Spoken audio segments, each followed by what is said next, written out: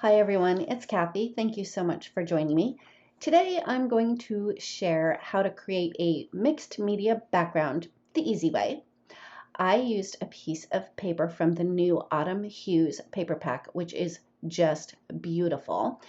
And I chose this particular piece because it had the pinks and the purples and the warm yellows and golds, but I wanted to bump it up just a little bit. So I decided to do a little bit of stenciling right on top of it to add some texture. And the stencil I'm using is called Farmhouse Greenery. And rather than using a texture paste, I decided to use Nuvo drops. When stenciling with the Nuvo drops, I did find it easier to apply the Nuvo drops directly to my palette knife and then do the stenciling from there. One thing that I really liked about using the Nuvo drops is that they did dry really fast. But with that in mind, you want to make sure that you clean off your stencil and your tools right away. I usually have a bucket of warm soapy water next to me so I can just drop my stencil and my palette knife right into that. So here's the big reveal, and I just love how it turned out with the copper Nuvo drops.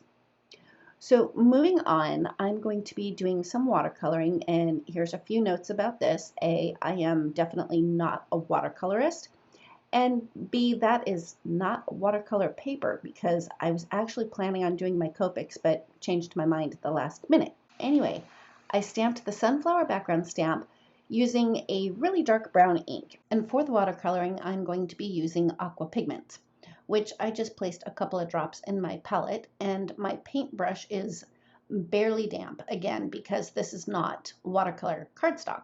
Anyway, I started out with violet aqua pigment and added that in the areas where it would be the darkest, especially around petals that are set behind other petals.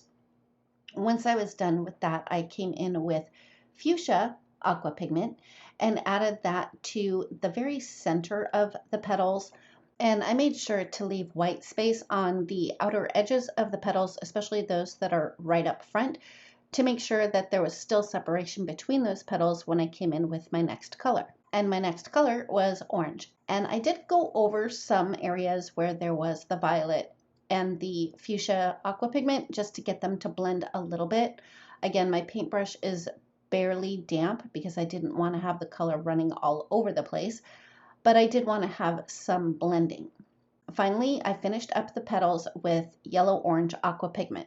I did make sure to let it dry completely before I started coloring in the center of the sunflower, and for that I am going to be using my Copic markers. I started out with E49 and concentrated that on the very outer edge of the center of the sunflower.